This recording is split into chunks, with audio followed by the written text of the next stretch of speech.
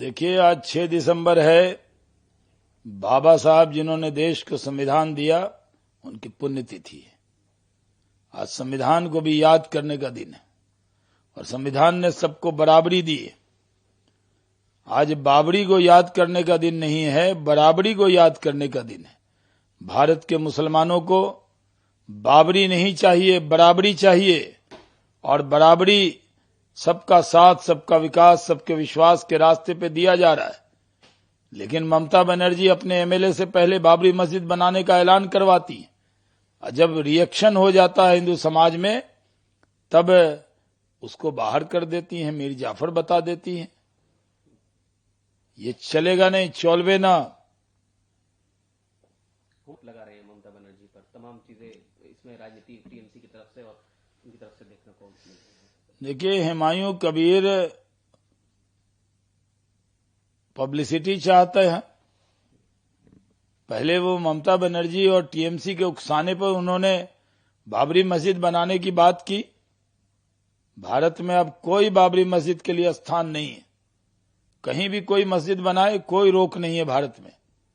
लेकिन कोई बाबर के नाम पे बनाएगा तो लोगों का गुस्सा जायज है।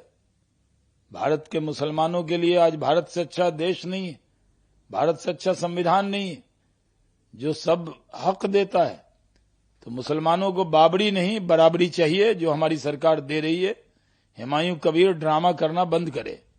आज फिर राहुल गांधी का बयान लेकर बाबा साहब लेकर दिया है। अरे, जिन्होंने इमरजेंसी लगाई, जिन्होंने संविधान की हत्या की, संविधान पर जंजीरें लगा दी थी, वो कांग्रेस के नेता को कोई अधिकार नहीं है संविधान पर बोलने का। संविधान को एक बार खतरा हुआ तो कांग्रेस से हुआ। नरेंद्र मोदी जी बाबा साहब के विचारों के ध्वजवाहक हैं। उनके रहते कोई संविधान पे आंच नहीं आ सकता। राहुल गांधी बयानबाजी बंद करे। खुद संविधान का अपमान करते हैं। हाथ में संविधान लेकर संवैधानिक संस्थाओं पर आरोप लगाना, उन पर हमला बोलना, ये उनकी लत लग गई है और लत ये उनकी गलत लग गई है। तो व्लादिमीर पुतिन संबंधों को लेकर क्या कहेंगे? नीति की तारीफ उन्होंने हालांकि की है, क्या कहेंगे? देखिए, पुतिन साहब हिंदुस्तान आए और हिंदुस्तान के लोगों का दिल जीत कर गए। उनकी एक बॉन्डिंग है प्रधानमंत्री नरेंद्र मोदी जी के साथ। पूरे दुनिया में उनकी दोस्ती मशहूर है और भारत और रशिया पुराने दोस्त रहे। दोस्ती की नींव को और मजबूत करके वो गए, कई समझौते हुए। अब रशियन नागरिक 30 दिन के लिए ई वीजा पे आ सकते हैं, उनका ग्रुप आ सकता है, ये सुविधा भी दी गई और कई समझौते हुए। और पुतिन साहब खुद कह के गए कि भारत सौभाग्यशाली है जिसको नरेंद्र मोदी जैसा नेता मिला है। पुतिन के भारत दौरे पर विपक्ष इस बात को लेकर हमलावर है कि एलओपी को नहीं बुलाया गया और वो ये तमाम आरोप भी लगा रहे हैं शशि थरूर को बुलाया गया, ये भी बात कही जा रही है। तो क्या आपका कहना है? भाई, राहुल गांधी विपक्ष के नेता हैं, खड़गे साहब विपक्ष के नेता हैं। जब सबसे बड़े कार्यक्रम में भारत के आजादी के दिन लाल किले पे बुलाया तो लाल किले पे नहीं गए। राष्ट्रपति भवन उपराष्ट्रपति के ओथ में नहीं गए। चीफ जस्टिस ऑफ इंडिया के ओथ में नहीं गए। जब बुलाते हैं तो आते नहीं और जब नहीं बुलाते हैं तो शिकायत करते रहते हैं।